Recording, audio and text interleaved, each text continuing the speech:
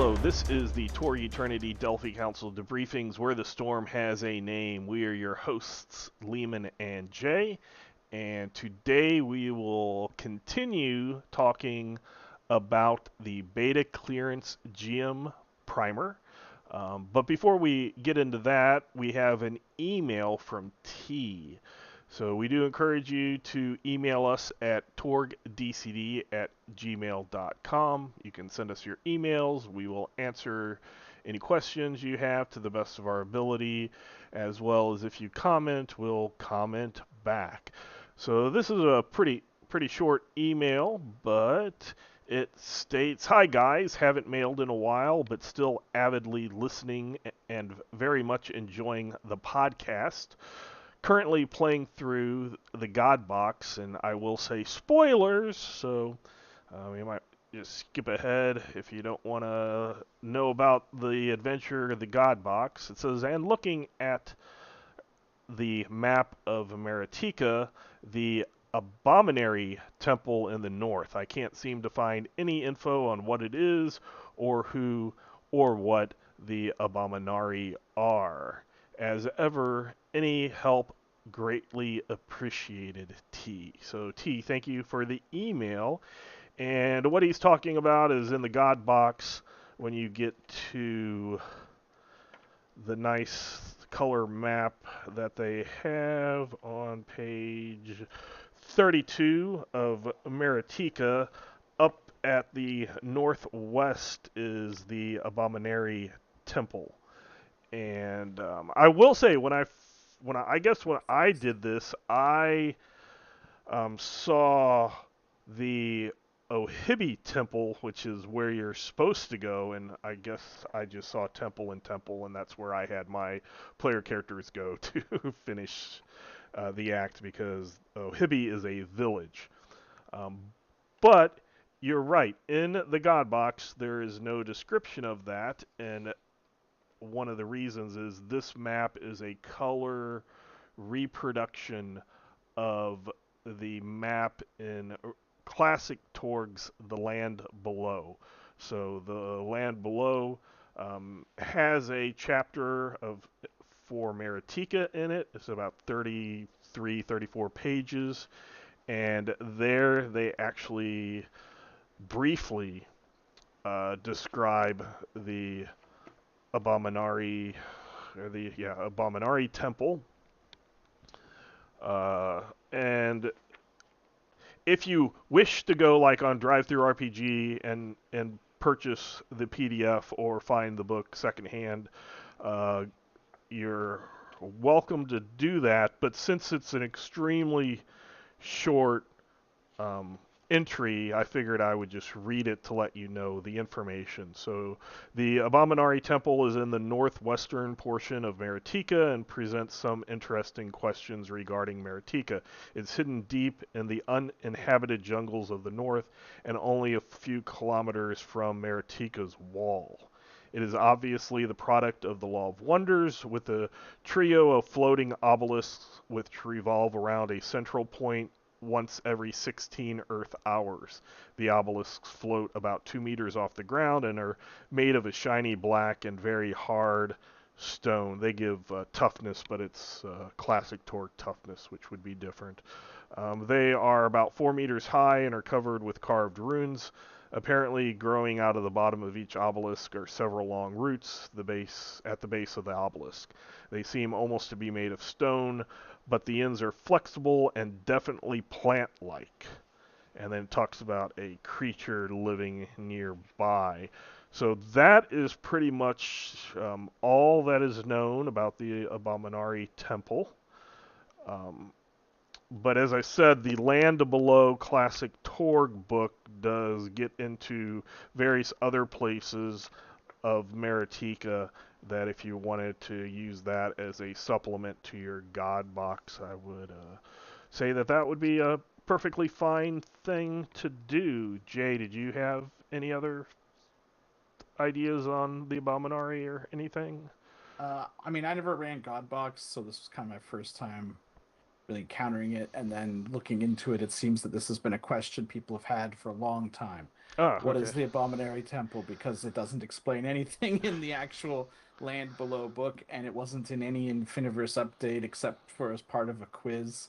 Um, it's interesting because there is this creature that kind of patrols around there, but it literally is just described as a 3 meter tall, large wings, sharp teeth.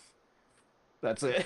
Like, it's just so it's not really explained at all. So the thing is, a lot of games will include things like these, which are just there to pique a GM's interest, and maybe the game master will expand on it. The one thing though with the old way that the Infiniverse exchange and everything worked, like the Infiniverse updates and the dispatches and everything, is you never knew when something was going to be like an official Hmm. adventure. So as a GM, you're kind of like, do I want to mess with this? And then find out 3 months from now that they're sending out an actual adventure about it.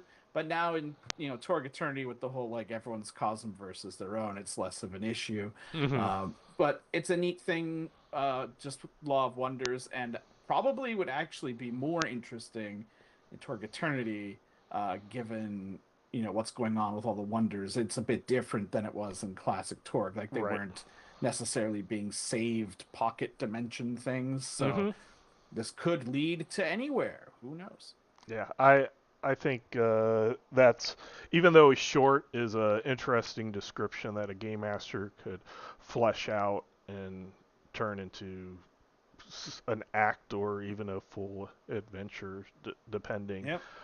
As a complete sort of, I won't say off topic because it is the same topic of Maritika.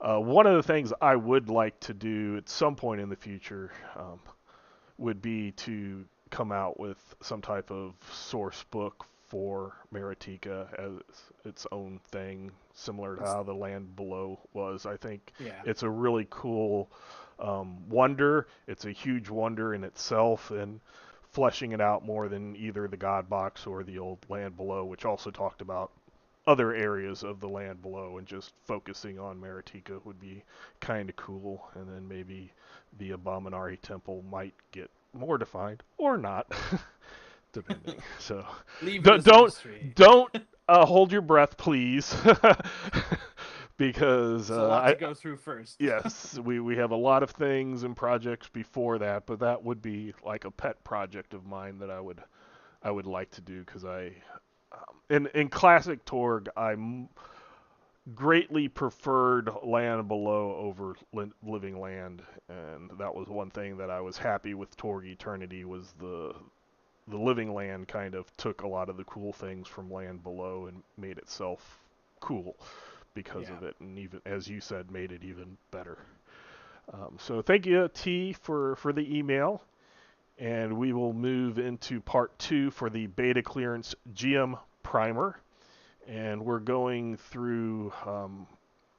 We were talking about encounter boosting previously, but now we're just getting into general advice.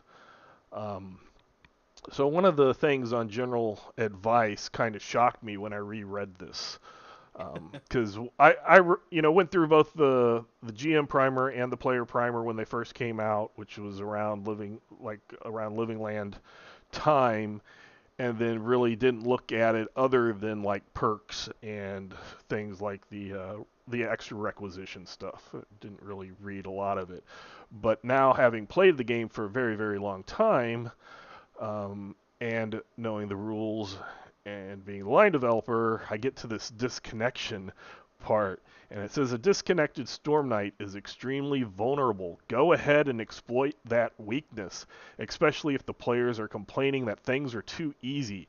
Long burst or all out attack, and let the bonus dice determine the unfortunate hero's fate.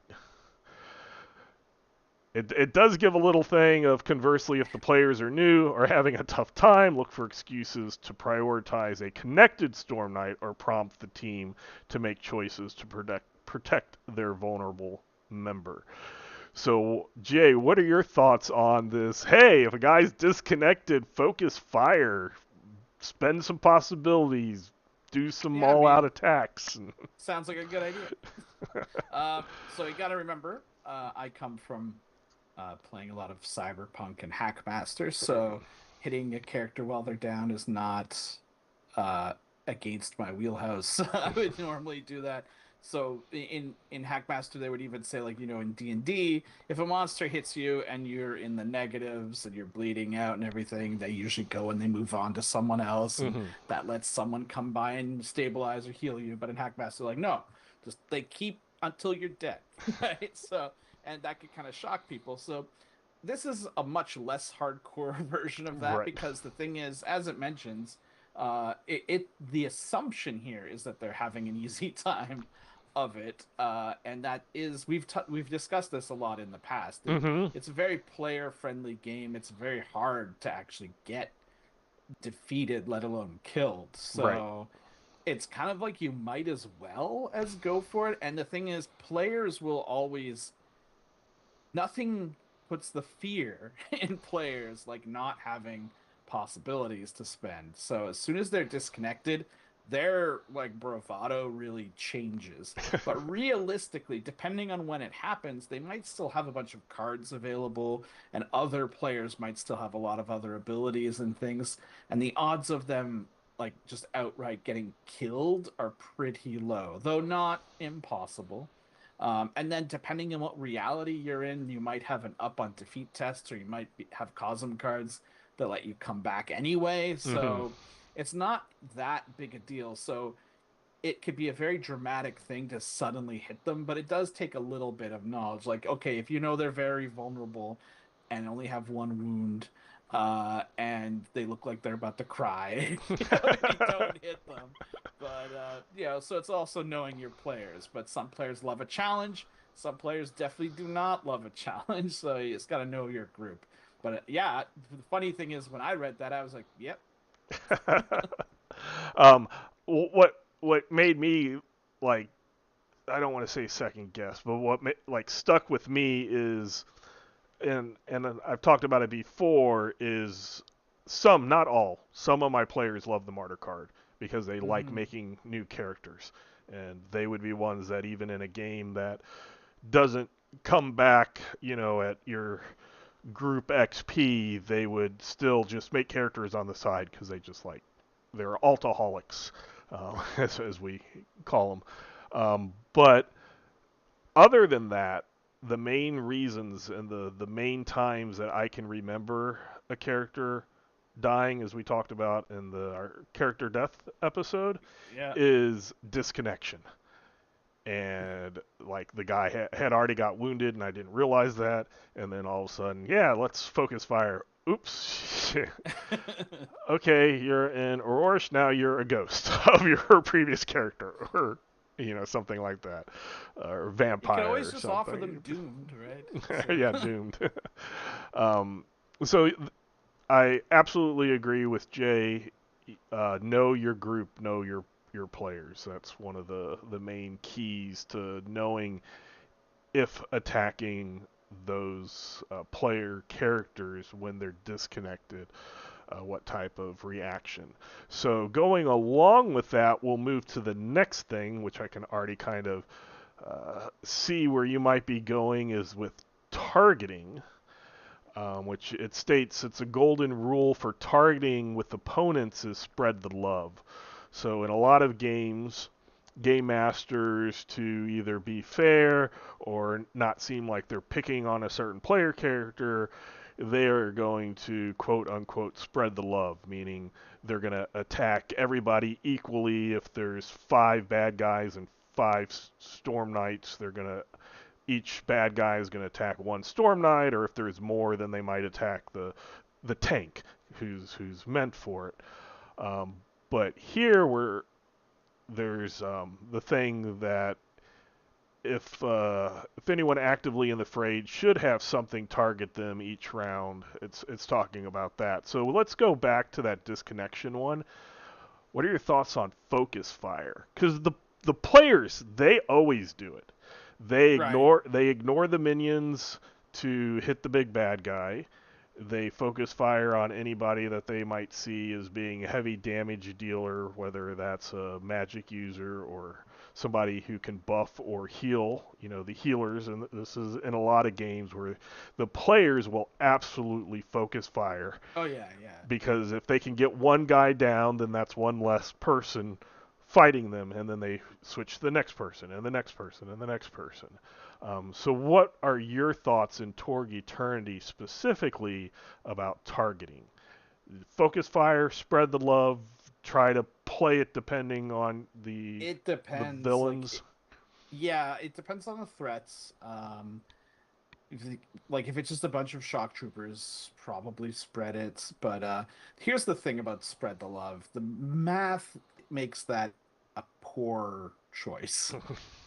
Because you get your combined action bonus, but then if you're splitting your fire between multiple characters, the multi-target penalty is way higher than the combined action bonus. Hmm. So even if you have 10 shock troopers splitting up between 4 PCs, like they're going to be at a negative. And if these are ords, they're not getting any card bonuses. They're not getting any possibilities unless you've got GM possibilities. So 9 times out of 10, if you have a big group of regular goobers splitting fire, it just does nothing, or maybe hits that scholar that is like crawling around the adventure with a strength, a dexterity of 5, Hmm. right? And it just tends to do almost nothing. On the flip side of that, it's considerably faster than rolling individually. And I think you just kind of know when to do one and when to do another, because I played in a game with Greg Gordon, Hmm. and he was rolling for individual, like Adino's warriors attacking. And when someone asked him about that, he's like, "Look, you have to know sometimes you have to make it dangerous. This Right. is how you make it dangerous." Uh, so I guess just know when to do it is the big thing. And as far as focus fire, it's funny because it doesn't come up too much, but because of a lot of enemies are melee, but I do definitely focus fire when there's ranged enemies, I Hmm. think. Um, but a lot of encounters aren't really set up in the way that villains can necessarily focus fire as effectively as players. Um, and then you get into this sort of meta game thing where, as a GM, okay, for this round, we're going to focus fire on the tank just so the tank can feel all fancy. And then you guys can see the number that hits them. Right. And then maybe the next turn I'll change or at least threaten to change the focus fire, and that way they'll really be maneuvering around and doing a lot of interaction attacks to avoid getting that like 24 damage hit on somebody other than the tank. So it depends on how you use it. You can kind of use that to like sculpt the battle in some ways. It kind of like just playing with your players' minds in some ways like that. Um, but yeah, it's just sometimes you do one, sometimes you do the other. Just be aware that's like spreading the love is effectively saying I'm probably doing nothing or 1 to 2 shock. Hmm. Yeah, I agree, and you did bring up a good point. If you use combined actions, it's a simple way of rolling once and Mhm. determining a bonus for both, or to hit, and then if you do better hitting, then you get more bonus dice on your damage. But as you said, Greg Gordon showed, if you separate and you have each of those minions fire, there's more chances that one of them is going to explode, or Right. a couple of them are going to explode and do some damage that either gets through or gets soaked, but then the player needs to spend some resources to prevent getting hurt. So that's a couple of ways, game masters. If it's going too easy, you might want to separate your minions. If it's becoming too difficult, you might combine them as the combined action. The focus fire on a specific Storm Knight, I have two ways of thinking about that. First, how intelligent are the villains? If they're just Right. creatures, they're going to attack whatever's closest to them. The other thing, think about your Storm Knight group is a number of people that are all equivalent, at least in XP, mostly.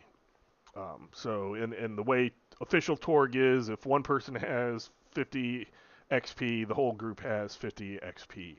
Um, so you're all able to kind of do, while not exactly the same thing, you're on par with each other. Mhm. Where the enemies, you might have a main bad guy, maybe a lieutenant who's maybe has a wound or two wounds instead of the full three, and then you're going to have lots of minions. Yeah. And so it's not exactly the same when 10 minions, a lieutenant, focus fire on one person, and the entire party of 5 to whatever Storm Knights is focused on the main bad guy. Um, so that's one thing to think about. Use that what we talked about last time in the Game Master Primer, the rule for um, the dramatic scene setback when you drop a team of stormers on, and Right. then you might be able to pull that off. And those stormers would know they're sent specifically to destroy this Storm Knight group.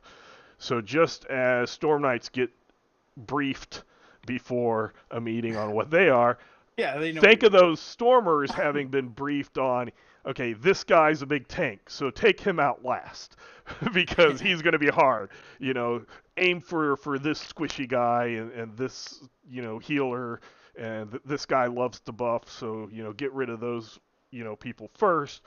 Hold this guy down with some, fire because he's ranged, and kind of think about that. The other kind of general in all games I have is what I call the Molotov cocktail rule, which came out in a. I first learned about it. I'm not saying it was invented there, but it was basically in a fantasy game where somebody was wanting to make the put the rag in the whiskey bottle and light it on Right. fire and make a grenade. And the game master was like, he kind of paused the game and he says, "What you're saying is okay. It's just once that's done, it's going to be known. Yeah. And then, do you wish this to happen to you? If you're fine with that, then go ahead and throw that whiskey bottle with the flaming, wick in it. If you don't want that to happen, then don't do it." And that just became what we call the Molotov cocktail rule. Was if the players come up with something cool and they want to do it, let them do it.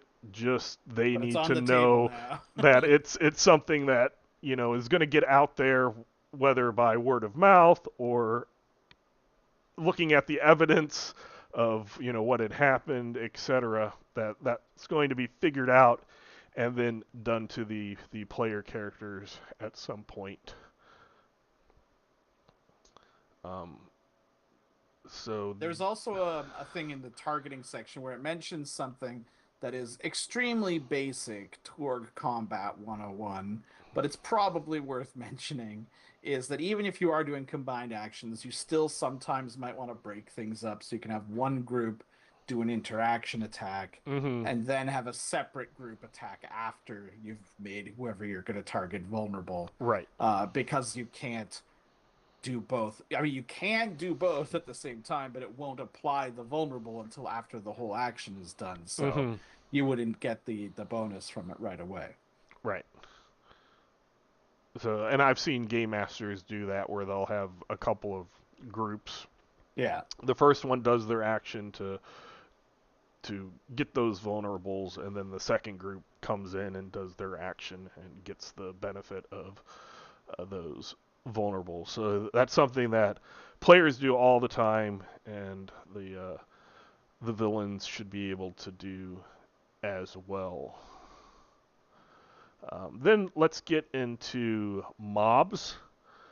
So just have you used mobs the way that they're written or not, or do you tend to Kinda. just do the combined action part of it and have people, especially when mobs are being targeted? Do you have them target individuals within a mob or the mob themselves? Yeah, so here's the funny thing about that. Like the first time I saw mobs was in D&D 4th edition, I think. Mm-hmm. And then they would have specific creatures that were listed as being mobs. Okay. So that was a and so when Torg added mobs, I'm like, okay, and I just kept waiting to see some creatures that had mob as a rule, but nothing ever did. So I never realized it was like a different it's still the same threats. You're just supposed to use a mob rule Mm-hmm. when it's convenient. So I kind of used a weird hybrid, I guess, because I pretty much always used the fatigue and shock adding up. Mm-hmm. So basically, if the player shot at a mob, they wouldn't be shooting at all of them. They would still have to multi-target how many of them they wanted to hit. And then if they did, like, say there was like five of them, Mm-hmm. and they hit and did two shock, then that would essentially be 10 shock.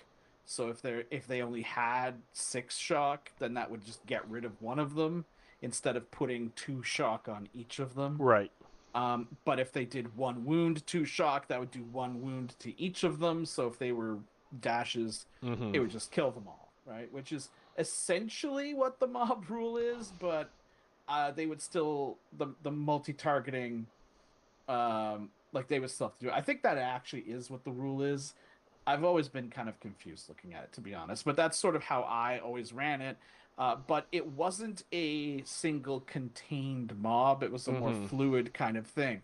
So once the player decided who they're shooting at, that became the mob, Okay. right? And then likewise, if a bunch of shock troopers decided to shoot at this guy, they were now a mob.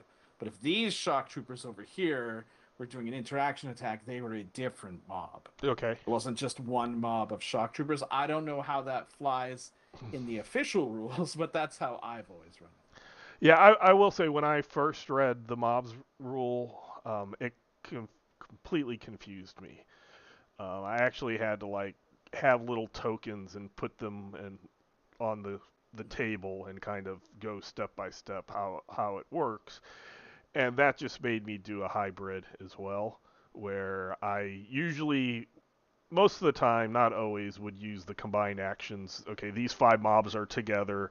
They, as a group, are going to shoot at this opponent. Right. And these other five, and usually I do it as in the adventures, a lot of times it's like X many minion or X many thing per Storm Knight. So I would combine those and, okay, this is a mob. And then give them the combined action. They would do the same thing, and then the next group, they might attack or interact against the same opponent, but they were kind of their separate thing. But I never really did the shock stacking up Right. or things. I just kind of went, okay, if you still need to target individual people and had The them shock stacking was really more just for not having to record it right on a whole bunch of bunch of different different enemies enemies. all at once on roll 20. Like, okay, add two, add two, add two. Right, right. Um, and that was a way that I kind of did it as a sneak, not sneak peek. I will say we've tweaked the mobs. I think they work a lot better in the in what will be the year two rules. It's not very different, but it's just a little more because the big problem I saw is both a player and a game master. Because even when I'm playing, I can see kind of like, oh, that's really kind of not good for the game master. And it would be when you are getting attacked by the bad guy, the main bad guy, whether it's for the act or the entire, 7 act adventure, whoever the main bad person is, everybody ignores the mobs. It's just Right. they're cleanup. And a couple of thoughts I had were mobs should be easy to get rid of. Mobs should, in my opinion, as we're looking at cinematic logic, they should be like all the little nameless people in John Wick that he just goes through and pops, and you just pop, pop, pop, pop, and he just Yeah. goes through them. They're nameless, but they do shoot him and they hurt him. So they should be easy to take out, but they shouldn't be ignored because if you ignore them, they're going to hit you, and it shouldn't just be that 1 out of 10 that exploded. Right. So that was something that we've tinkered with, and I think I've been a lot more satisfied with what will be the new mob rules, but it's because of having 8 years of seeing how these mobs work and Yeah. stuff that How the whole spread the love equates to almost right. nothing most of the time. Exactly. So with all of that, that is a goal that we had for mobs, and I'm very excited for putting that together, and hopefully you'll all get to see that soon. Then let's move to statistics on the fly, which I think is a really handy chart. Game Masters, Here's where it hides where speed comes from. yes, Yeah. Game Masters, download this PDF. It's a pay what you want, so if you don't want to pay anything, you put a 0 there, and you'll want to print out page 7 for reference, and then you might print out the previous and uh, following pages just to get the whole shebang in a nice quick reference, especially if you don't have a PDF reader at your table. But it's basically, as you said, this is where speed, they finally, Yeah. clearly define that speed is not your dex value, it is your dex value looked at on the value chart, and then you take that attribute, you times it by 3, you look at Or the add the three. the number, or sorry, you add 3, and then you turn it into a value, and that's what you get. And it says if you happen to have for uh, Kilometers. kilometers per hour, then you add 2 instead of 3. But that's basically how you get how they get the values for all the uh, cars and vehicles and things Yeah, like because that. that's been a long-standing item of confusion for new game masters, I think. Right. So it's just that. And then they have there's a very nice comparative toughness and damage chart. One side is example toughnesses, which go all about a human non-combatant, toughness and armor, human combatant, um, church police, and then you start getting into Humvees and Mack trucks and bulldozers and different types of tanks and modern warships if you'd ever Yeah. want to try to fight against a warship. So all those have toughnesses So a and warship armor. could ram a Bor Aka. Yeah, and do something, and then there is just basic damage. So everything from like bare hands in a basic person's hands is damage 7. A longsword is average damage 10. They have pistols and bazookas, landmines, all types of different cannons, and both ancient and like modern autocannons. So it's a very nice, handy chart when you are throwing something up against a, a some Storm Knights, or the Storm Knights decide to do something that you haven't planned on, because that happens very often. Like Right. you're trying to run them off, and you're like, okay, there's a tank pointed, it's cannon at you, and the Storm Knights are, we charge it, and you're like, oh crap, I was expecting them to run. Well, you can pull up this, and you can get your tank toughness and figure out what type of cannon it has on it, and use that as well, and then you have a quick and easy way to do that. So what are your thoughts on the comparative toughness and damage chart? Yeah, I think it's pretty useful, although I think when you start hitting the top end, it kind of turns abstract Mm-hmm. and is kind of less useful. Because I would have to Google like what is a 152 millimeter cannon versus a 203 millimeter Right. cannon. Like, what's the difference? I don't know. But the difference between like a 45 automatic and a bazooka is pretty Mm-hmm. pretty obvious. So, it's also useful for when the tank character comes up to you with the player gives you the sheet and you're like, okay, toughness 23, huh? What do I realistically need to do damage to this person? Oh, a 25 millimeter cannon. Okay. Right. Or anyway, a cannon of some kind, I guess. So that kind of like gets you in the mindset of what it actually takes, and vice versa. If you're going to be throwing a techno demon at them, what would it take the players having to potentially damage it? Although, because they tend to get good slash outstanding successes, they do more damage, so it's less of an issue there. Hmm. Yeah, I think the chart's really nice. They kind of get into some maneuver ratings, and like they even give you sample wounds. Like wounds are usually based on an object's overall mass. So they have 1 wounds for motorcycles to small cars, 2 wounds for most 4-seaters, 3 wounds for vehicles around 10 to 25 meters long, 4 for objects 25 to 50 meters long, and 5 or more for vehicles that are even bigger. Hardened military designs may be granted an extra wound. So if you have something that's smaller but armored, then you would add a wound for that Mm-hmm. that extra hardened military design. So I think that's a nice little piece of advice and a handy thing to be able to use. Plus, where they say, even with this big old chart, 15 to 17 damage is probably what you should be looking at for a Hmm. powerful attack. Right. Don't go crazy. Like in a when cosms collide. Right. There are a couple of adventures that get into very crazy toughnesses Mm-hmm. and damage outputs, but in those cases, it's designed that way. This is just kind of warning or advising the game master for the most part, because you usually wouldn't want some random encounter that just got started on a whim to be the Just smoke thing everyone. Yeah. that ends up TPKing the group instead of adding to the adventure.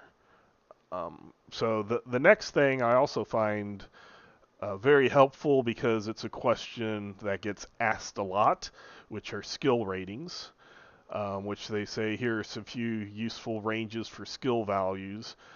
So then they break it down beta, gamma, delta, and omega, and then they give skill ratings on like a simple word to describe Yep. what a skill total might be. So on beta, they say most skills are between 16, which would be considered weak beta, and 24 strong. We're talking about um, threats in this case, not necessarily storm knights. These may have significant weakness in one of the interaction attacks. So a lot of times you would even notice in this a threat stat block is most of the time they might have a couple of really good ones, but they usually Yeah. have one low one, so that if somebody on the Storm Knight team, you almost want a Storm Someone Knight, can do someone it. should be able to do it, and that's something I've noticed on my groups. They'll pick whatever type of character they want, but then they're like, okay, who can do the maneuver against them? Who can do the trick against them? Who can, do the intimidation against them? So they have all of those fields covered. So when a weakness pops up, they at least have somebody that can potentially exploit that. And then they say these are the beta with these numbers are experienced stormers named Ravagons and late planting Gospog. Um, I would almost say after all the Gospog have came out, maybe even middle planting, because some of the late planting have possibilities and are very tough. Yep. And then in Gamma, those would be the lesson skills would be a 19, and the strong skills at 26. So a couple of 3 points added to the weak side, 2 point added to the strong side. They suggest special abilities that mitigate Storm Knight's advantages. Major demons, gargantuan monsters, and villains who have a shot at becoming a High Lord fit well here. So things like Thrakmos and the Right. Living Land. That's what. Named characters. Right. The named bad guys other than the High Lords, like your Wuhan, your Thrakmos, etc. Um, so do you have any? I don't really have any like go to beyond Like if I have a melee villain, he's going to get whirlwind and probably relentless and things like that. Do you have any specific anti-storm knight special abilities that you like slipping onto Not really, to be honest. threats? I don't really like giving relentless because I always forget to spend shock. Ah. So, um, not in particular, to be honest. Oh, that's fine. I usually just use whatever they normally have. I'm just trying to think if there's ever been one that had anything crazy. Usually, I'll just buff their interaction attacks, to be honest, Hmm. or give Or them minions. Jezreel has that one That crazy that one, yeah. crazy where I can act. I always act before and after the Storm Knights every Yeah. round. No matter what the drama card says. That's I mean, that opens it up to know that you can. I mean, I guess I've designed uh, characters that had special powers, like in hmm Caldera, the main villain had a bunch of things that were tied to, depending on what the drama card revealed. hmm So stuff like that. But I tend to find, and this has happened with other characters even in that same adventure. I have found that the more weird abilities you give them, the more you just forget to use them during the fight. So I right. tend to keep them relatively straightforward, and just having a higher number often does enough. To me, this was one of the most handy parts of this entire beta clearance hmm GM's primer. This is the chart and I guess rating that I have looked at the most, Right. I think, out of this entire book. Yeah, and then they go on for Delta and Omega, which are basically you bump it Yeah. even higher. Theoretical. Right. And then like Delta skills Although the 22 to Darkness Device 28. 40 does come up occasionally hmm in some adventures. And then they just say Delta is where most High Lords and legendary creatures like the Keratin fit. Truly outrageous special abilities. If they're in print, there you can see those outrageous abilities like on the Gaunt Man stat block, Yeah. etc.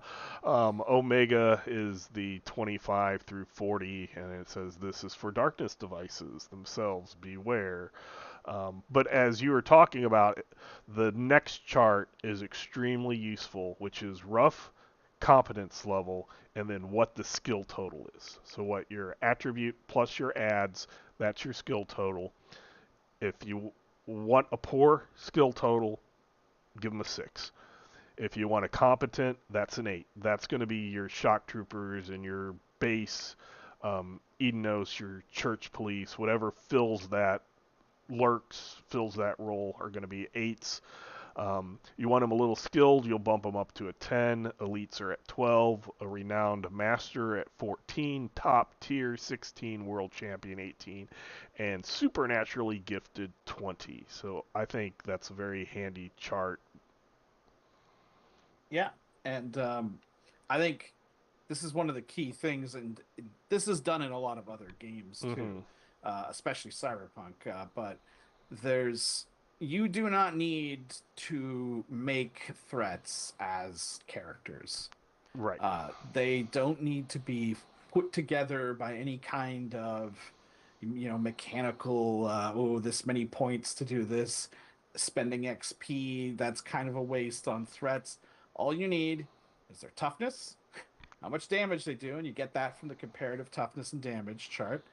And then you need their skill ratings. That's really all you need. So you could just, with three numbers, have a monster and go for it. Now, sure, you lose a little bit of granularity for things like strength bonus to damage and stuff like that, but you could just say, okay, and they're probably strong, so another +1 damage, Right. something like that, right? So if you need to do stuff on the fly using these two little charts, can basically just instantly populate a threat for you. hmm And I completely agree. I know there's the two philosophies out there of symmetrical um, PCs I've and long since gone NPCs, away from that. and then the asymmetrical. And my thinking is always the players are there for the long run, and your threats are there for a few rounds.